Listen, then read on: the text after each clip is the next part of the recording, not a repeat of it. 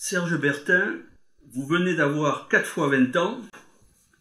J'ai lu avec plaisir votre récit. Qu'est-ce qui vous a poussé à écrire ce texte? Et au départ, c'est la grand-mère de ma belle-fille, Sophie de Boulac, qui avait écrit ses mémoires. Et l'idée a germé en moi, c'est venu de là. Ça fait quand même 2 ans, plus de 2 ans que je suis derrière ce texte. J'oublie beaucoup de choses, bien sûr, ma mémoire n'est plus celle qu'elle était, et j'ajoute toujours quelque chose. Même mon livre est en train de se faire imprimer, j'ai oublié d'autres choses aussi. Voilà. Alors ce livre, je l'ai écrit pour ma famille, bien sûr, pour mes petites filles, qui vont apprendre à connaître un peu mieux leur grand-père, pour mes proches amis aussi. Alors ce livre, je l'ai imagé avec une 50aine de photos. Tous les éléments que je marque dans ce livre, je les ai vécus. Je n'ai pas pris dans un livre d'histoire, je les ai vraiment vécus.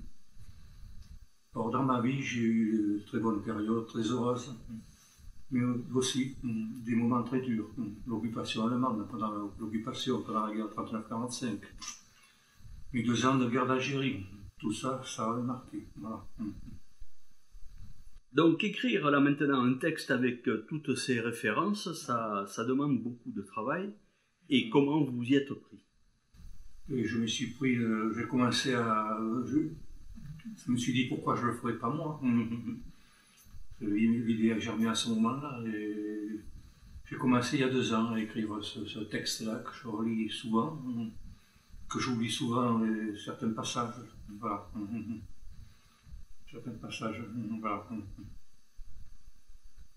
Mon enfance, je parle de mon enfance, la garderie, quand j'allais à l'école.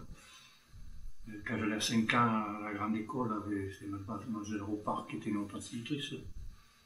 Jusqu'à la guerre de 39, les Allemands sont arrivés à Chine. Voilà.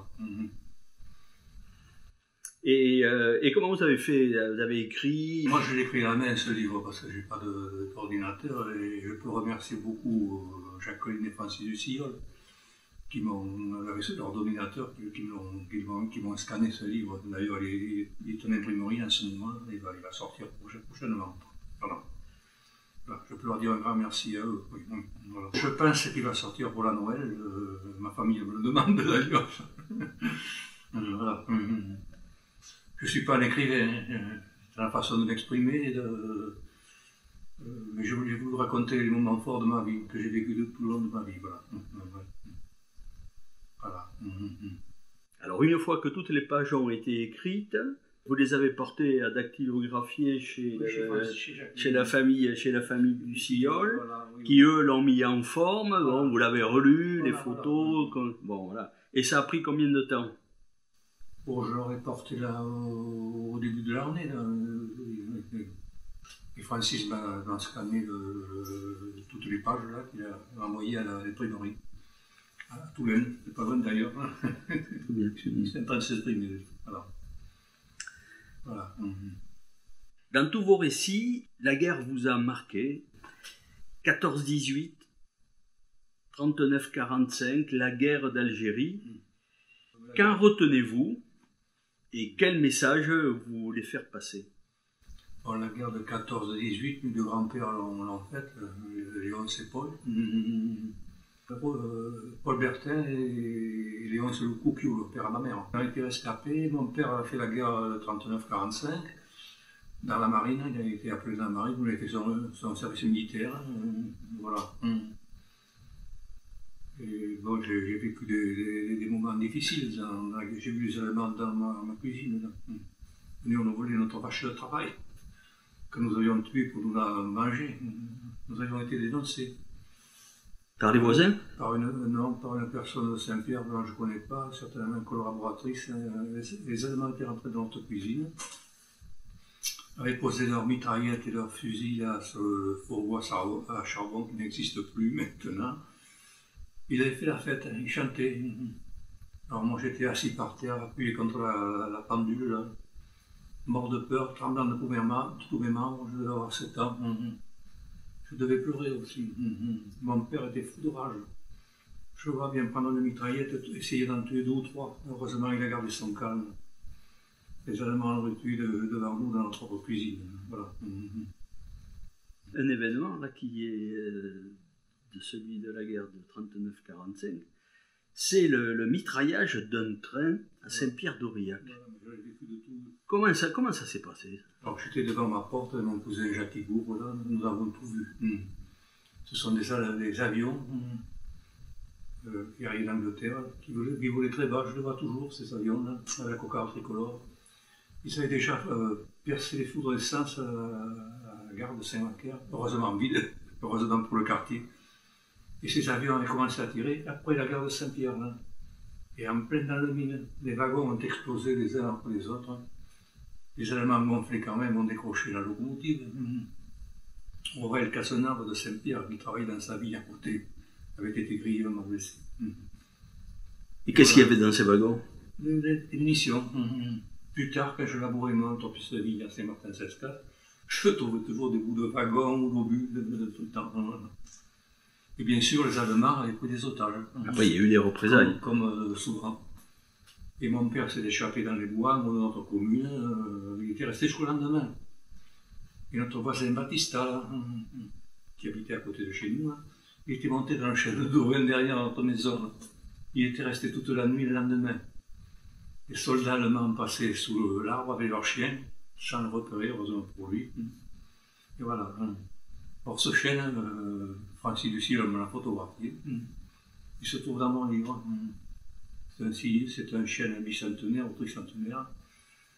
Et voilà, j'explique la légende dans ce livre-là. Ce chêne a une histoire. Baptista était caché dans cet arbre. Et voilà, je raconte l'histoire. Les Allemands prenaient des otages et il était resté demain dans cet arbre. Et les otages, qu'est-ce qui s'était passé après à Saint-Pierre-d'Aurillac? D'habitude, ils les emprisonnaient ou les fusillés. Bon, c'est à Saint-Pierre. Souvent, et c'est souvent à Saint-Pierre qu'ils prenaient des otages. Alors, je me souviens de la ligne de démarcation, bien sûr, de la barrière allemande ou à Pian, en face de ma cousine Germaine, à Brest, Petito. Notre barrière se trouvait dans la côte de Pian, à la limite de Saint-Pierre. Et ça, je le note pas dans mon livre. Au début, les Allemands avaient mis leur barrière à cheval sur l'église de Pian. Les gens rentraient dans l'église, sortaient par la sacristie, ils étaient en zone libre. Mais ça n'avait pas duré très longtemps, ils s'en étaient aperçus, ou quelqu'un leur a fait apercevoir. Or, la barrière française se trouvait à Saint-Pierre, entre Saint-Pierre et la maison Dieu ici. Or, bien sûr, cette barrière est tenue par des soldats français. Et dans les soldats français, il y avait un Pierrot Fleury, qui arrivait de Normandie, qui était soldat à cette barrière. Il d'ailleurs restait toujours à Saint-Pierre-d'Aurillac. Il s'est marié avec Marie Pouveau, sa femme. Voilà. Il a fait venir toute sa famille d'ailleurs à Saint-Pierre, c'est une famille de Saint-Pierre maintenant. Voilà. Voilà. Et quel âge vous aviez? À la Libération, j'avais 10 ans. Là, et j'étais en 1940, mon père était venu en permission, qu'il était marin, donc me cherchait à l'école, en tenue de marin. J'avais 5 ans, je m'en souviens. On se rappelle de ces images. Oui. Alors beaucoup de gens se faisaient tuer en voulant la passer la ligne de démarcation, surtout des juifs, par les Allemands des SS, du bataillon Kotenkopf, là, qui tuaient des gens. Voilà. Il y avait des passeurs aussi. Qui ont profité pour prendre un peu d'argent au passage. Voilà. Bon, il y a beaucoup d'autres événements. Alors, le lendemain, quand les Allemands sont arrivés en 1942 à Saint-Pierre, je me souviens de cette époque, il n'y avait plus de ligne de démarcation. Les Allemands avaient envahi tout le reste de la France. Donc moi, j'allais à l'école à bout de la main, les Allemands devaient occuper l'école en bas de là-bas. J'allais chez la maison qui appartenait à la maison de Georges Deschamps, achetée plus tard par Eliette Bigot. Voilà. Alors, je me souviens très bien des camions, des automitrailleuses allemandes alignés sur nos parkings, là, sur nos places, la place de la mairie, la place derrière l'église. Voilà. Bon, j'ai marqué beaucoup d'autres événements. Alors après, histoire de guerre, la guerre d'Algérie, vous y êtes en plein dedans, et vous êtes parti à quel âge? Alors j'avais 20 ans, 21 ans, mais je suis parti dans la guerre d'Algérie. Donc j'étais appelé, toujours traumatisé par la guerre de 39 à 45. J'étais appelé au mois de 56, au mois de 5 mai, quand le Crespi à Talence, là, et puis ben, il va voyager faire un stage radio de 6 mois. Alors j'avais passé le brevet 151 radio, le 251 à Morse, capable de dépanner mon poste. J'avais fait aussi le peloton sous-officier, que j'avais réussi aussi. Et j'étais revenu à Bordeaux, à la caserne des Entrailles, après ces 6 mois passés, et je faisais tous les jours en face de la caserne, vous aurez en face du stade municipal de Bordeaux, là. Et je faisais tous les jours, c'était mes premières armes en radio, je faisais tous les jours là, la liaison Bordeaux-Casablanca, Maroc, en Morse. Et depuis 5 ans, tout ce temps, j'ai toujours là, de Morse en Morse, ça m'a pas quitté. Et cette période m'a beaucoup servi, parce qu'en Algérie, quand ils ne sont pas occupés si je savais travailler ou pas travailler, ils m'ont mis sur mon réseau. Il fallait que je me débrouille. C'est ce qui vous a sauvé, peut-être, tout à fait. D'aller en première ligne. J'étais appelé au bureau des capitaines, il fallait que j'aille m'équiper à la caserne d'Ansouti, à la caserne de Niel, donc du Pont de Pierre. Et le départ de l'Algérie, nous sommes partis à Saint-Pierre en train au mois de mars. Nous sommes passés à Saint-Pierre, j'ai vu mes parents, ma grand-mère qui agitait leur mouchoir, certainement en pleurs, moi aussi certainement. Et nous sommes arrivés à Marseille, nous sommes restés 1 semaine au camp de Sainte-Marthe, nous avons visité la ville, fait du bateau, et au bout de cette semaine, nous sommes partis pour l'Algérie, sur le paquebot ville de Marseille. Bon, la traversée a duré une vingtaine d'heures, nous sommes arrivés à Philippeville, qui doit s'appeler aujourd'hui Skida. Nous avons embarqué sur un train, un blindé ouvrait la voie. Et les locomotives et les wagons étaient jonchés au fond, qui avaient sauté sur des mines, mais jonchés le fond du ravin. Ça sentait vraiment la guerre. Et là, c'était quelle année? C'était en 57. 57. 57, normalement. Et je suis arrivé à Constantine, j'ai été muté au 3e, à la 64e compagnie de transmission coloniale. Et vous êtes resté là toute la durée de la guerre? Non. Alors j'ai fait c'était la fête de la coloniale. Il y avait beaucoup de gens de couleur. Mon chef, l'adjudant-chef Sissoko, un Sénégalais, un type formidable. Il était formidable ce mec-là. Voilà, je logeais à l'état-major à 900 mètres d'altitude. Alors Constantine, une ville magnifique avec les gorges de Rumel. Nous étions souvent attaqués la nuit. Et puis au mois d'août 1957, j'étais envoyé à El Bilia, au 3e régiment de la Légion étrangère. 30% de ces soldats étaient allemands. Je pense que c'est les anciens SS de l'armée allemande de 1939-1945. Je l'ai respiré à plusieurs kilomètres. Je logeais dans la pharmacie avec un copain et un légionnaire suisse qui s'appelait Harerman. Je pense que les légionnaires avaient eu cette formation, c'était dans la façon de faire. Alors souvent, quand les légionnaires partaient en opération, nous étions attaqués la nuit. Souvent, ça arrivait souvent. Nous étions encerclés, nous avions les Félagas, combattants algériens, à la limite des barbelés qui entouraient le village. Nous étions pendant 2 heures tirés comme des lapins. Bien sûr, nous récossions. La vraie peur, je peux te dire, Francis, que je connais ce que c'est. Et fin novembre 1958, je suis revenu à Constantine. Je suis revenu à Constantine et j'avais pris une garde d'ailleurs le soir en arrivant, en pleine nature, avec un pistolet mitrailleur, un téléphone. Voilà. La fin de la guerre, c'était quand? J'étais nommé officier sergent là-bas. La guerre d'Algérie comme sergent. Et mon copain Jean Bertrand était passé me voir à Constantine. Il revenait de permission. Il avait 2 valises remplies de jambon et de bouteilles de Sainte-Croix du Mont. Quand il est reparti, il était beaucoup plus léger. Alors j'ai fait 30 mois de service, dont 18 mois de service obligatoire. Après j'étais maintenu sur le drapeau. Comme sous-officier, je touchais la paye d'un sergent de carrière. La moitié de cet argent, je le gardais. J'ai envoyé le reste dans ma famille à Saint-Pierre-de-Rouillac. Mon copain Jean Bertrand repassé au mois d'août 58 à 56 MB, mon contingent était libéré. Et entre-temps, notre mystérieux arrivant de Paris La 56e B, dont mon contingent, était libéré, sauf les officiers, sous-officiers. Alors j'en avais gros sur le cœur quand même. J'ai fait 3 mois de plus que les autres. Et pendant 3 mois, j'ai refusé de sortir, refusé tout travail. Je me suis mis en rébellion. Toute la journée, je joue aux cartes, je joue à la loto, au tarot pendant 3 mois. À midi, j'allais prendre mes repas au mess des sous-officiers. Et le soir, je mangeais avec les copains. Voilà. Et j'étais libéré fin novembre 58. Alors j'ai fait le chemin inverse Calalé. À Philippeville, j'ai pris le paquebot Ville de Tunis, qui est dans mon livre d'ailleurs, photographié. Et de par mon grade, j'avais la responsabilité d'une 50aine de soldats libérés, dont je ne connaissais pas le nom. J'avais fait une bêtise, c'est moi qui savais. Donc là, fini les soucis, la guerre, les tracas.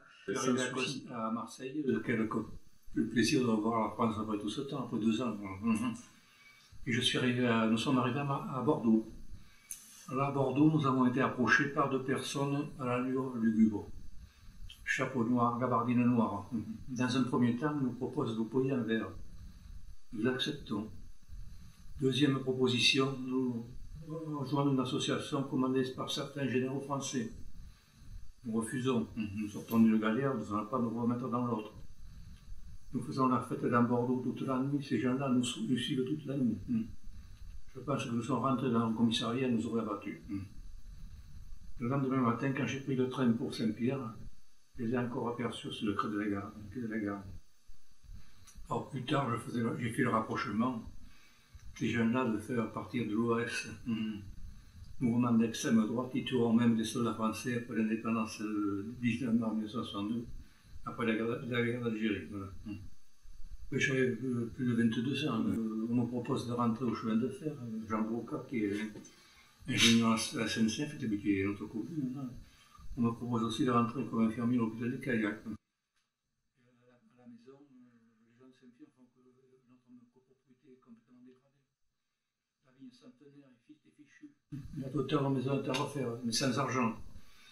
Mon père était parti travailler au poteau chez les Américains. La situation était désastreuse. Un vieil ouvrier pour Maurice travailler chez nous, il faisait ce qu'il pouvait. Les gens de Saint-Pierre découvraient le bruit que la propriété allait se vendre. Alors finalement, j'ai retroussé mes manches. J'ai commencé à replanter, j'ai acheté une mobilette, l'argent que j'avais gagné en Algérie, et une jument, Margot, pour faire mon travail. J'ai commencé à replanter de la vigne, planter un verger pour William. Alors en 1962, les accords étaient signés à Évian entre le gouvernement de De Gaulle et le gouvernement provisoire algérien. À Évian. Le 19 mars 1962, l'Algérie, à midi, devenait indépendante. Voilà. Alors l'OS, le mouvement d'extrême droite, avait commencé avec pris le relais, tuant même les soldats français. Alors des avions étaient en partance pour voir Paris, pour prendre avec des généraux à bord, pour prendre le pouvoir. La France était passée très près d'une guerre civile. Voilà. Et finalement, les généraux Salan, Jouot, Vert et Chal ont été arrêtés, jugés et emprisonnés. Le général Raoul Salan, qui était mon chef en Algérie, a été condamné à la prison perpétuelle. Il fut libéré en 1968. Et malgré ce qu'il avait fait, il a été amnistié en 1982. J'étais marqué par cette guerre. J'étais replié sur moi-même. Je n'ai pas envie de sortir. Puis les copains m'harcèlent, je reviens dans les balles, je reviens danser. Tu sais, Francis, comme à l'Elminia, quand tu nous étais tirés, tu rigoles avec les copains le matin, tu prends ton petit déjeuner, tu parles, et après dans la journée, tu le retrouves estampé, mort. Ça te serre les tripes. Vraiment. Voilà. Alors, Saint-Pierre, la vie continue. Alors, bon, je continue à travailler dans ma propriété. Et en 1960, mon copain, Christian Laporte, il vient me voir, il me dit, si tu veux, dimanche, nous allons faire le concours de pêche à Omet, le 14 juillet. Quelle expédition. Partons le matin à mobilette, avec nos cannes à pêche, une valise, parce que 2 balles étaient prévues quand même. Nous avions pas beaucoup de poissons au concours. À la fin du concours, 2 jeunes filles, épinglait des petites fleurs, moyennant une pièce de monnaie. Alors à midi, nous allons manger chez la tante de Christian, au maître. Et l'après-midi et le soir, nous revenons. Nous allons au bal. Christian Laporte va chercher une fille qui était là le matin, les deux jeunes filles du matin. Moi, je fais danser l'autre. Je l'amène à boire un verre. Elle me dit ça s'appelait Françoise. J'apprends qu'elle a 16 ans. C'était le début d'une longue histoire. Le mariage a eu lieu en 63, mois de janvier, moins 10, le 10 janvier. Voilà. Ça, c'est les bonnes histoires. C'est les bonnes histoires. J'ai eu des beaux moments aussi. Voilà. Alors, dans le récit là, que vous avez fait, là, moi, je vois il y a plein de choses qui m'ont aussi interpellé. Le sport, mais aussi les champignons, la cuisine. Bon, alors là, il faut nous dire quelque chose là-dessus. La cuisine, il faut se rapporter à François. Les champignons, c'était une de mes grandes passions. Là. Ramasser des cèpes têtes noires sous les chênes, des blonds sous les châtaigniers, des pipes rouges sous les chênes. C'est ma vie, hein, la vie dans les bois, c'est ma vie. Je vais dans les bois, de Saint-Martin-Sescas et de Caudron. Avant, j'allais de l'autre côté de la Garonne. J'ai quand même ramassé des champignons. Cette année, d'ailleurs, au mois d'août, j'en ai trouvé 90, des gros têtes noires, comme ça. Et 190 au mois de juin. Il y avait plu, il y avait fait soleil. Alors, j'en reviens au sport, puisque tu m'as posé la question. Le football, j'avais commencé au football à jouer, j'étais cadet en 1950. C'était le seul cadet d'équipe, les autres étaient minimes. Il y avait mon cousin, Jacques Gourgue, enfin je les ai tous notés dans mon livre. Là. Et la semaine dernière, nous avons fait un repas, des retrouvailles de cette équipe de football de 1950. Nous avons fait ça à Verdelais, au nord-sud. Avec toute l'équipe, ce qui en reste, avec Michel Cardiac qui était en Algérie, ça je vais en parler après parce que ça avait marqué aussi. Voilà. Et le vélo. Alors pour mes 60 ans, ma famille m'a acheté un vélo Bianchi. Alors avec cette bicyclette, j'ai parcouru plus de 100 000 km, remplacé plus tard par un BH de marque espagnole. Alors ma plus longue distance parcourue, Saint-Pierre-d'Aurillac, Gironde, Cantal, Aurillac-Cantal. 300 km sur 2 jours. Il y a 5 ou 6 ans de ça, maintenant je ne le ferai plus. C'était un drôle de moment avec le club de Saint-Pierre, le SPCC. On vous voit souvent lors des cérémonies de commémoration, et plus particulièrement celle du 11 novembre, et où ici à Saint-Pierre-d'Aurillac, c'est remarquable, puisqu'on a à la fois des enfants qui viennent lire des lettres de poilus. Qu'est-ce que vous en pensez? C'est une chose très bien, surtout inviter les enfants des écoles. Ça devient très très rare. À notre époque, c'était obligatoire. Nous allions tous les ans au monument, c'était obligatoire. Là, cette année, pour le 11 novembre, c'était encore un peu mieux que l'année dernière, avec ces enfants des écoles, CM1, CM2. C'était formidable. Voilà. Et vous vous occupez de l'association NAFNACA? Alors, je fais partie de la NACA depuis les années 60-70, suite à la maladie de Jean-Claude Bouin. En 1995, je suis devenu président. D'abord, mon vice-président, Roger Cotteret, Serge Labarbe, mon secrétaire, vice-président, donc je l'ai dit, Roger Cotteret, mon trésorier, Jacques Pourat, François Sud, juridique et social, et puis mon porte-drapeau, Claude Andrin et Chalinois. Voilà. Alors je veux dire un mot aussi que j'ai sauté tout à l'heure, ça a énormément marqué, c'est la mort de mon copain, Michel Cardiac. Nous avons fait toutes les 5 mois à Saint-Pierre. Il était tué le 31 mai 1958 à Molière en Algérie. Ça m'avait extrêmement marqué. Alors il s'est trouvé dans un avion, les officiers français. L'avion, touché par des tirs algériens, avait explosé contre un rocher. Michel allait avoir 21 ans. Alors la mort de Michel Cardiac a détruit toute sa famille. Son grand-père Félix, sa grand-mère Charlotte sont morts de chagrin. Ses parents, Moïsette et Charles, ont divorcé quelques années plus tard. Lily Doux, qui était sa fiancée, la sœur à François Doux, Il ne s'est jamais marié. Ça a détruit toute la famille. Bon, imagine-toi, nous avons 30 000 morts français en Algérie, 39 000 familles, c'est que ça peut devenir. Voilà. Nous avions aussi tué par jour quand on était en Algérie. Alors d'autres du canton sont morts quand même, là. Je les ai notés, je ne sais pas où je les ai, par là. Hâte de Verdelais, Tozin et Marté, Alain Thomas de Saint-Macaire, Marc de Saint-Martial et Chavanot de Pian-sur-Garonne. Voilà. Ben, je les ai dans mon livre, notés avec leur nom et leur prénom. Voilà. Alors j'aurais voulu aussi parler de la libération de Langon le 23 et 24 mai 1944. Alors les FFI, Force 37 de l'intérieur. Alors les Allemands battant en retraite, une automitrailleuse s'est trompée de direction. Avait traversé le pont de Langon, passé l'Orge à Saint-Macaire, ex-route nationale 113 où plusieurs centaines de personnes étaient rassemblées, heureusement tiré haut, ne blessant qu'une seule personne.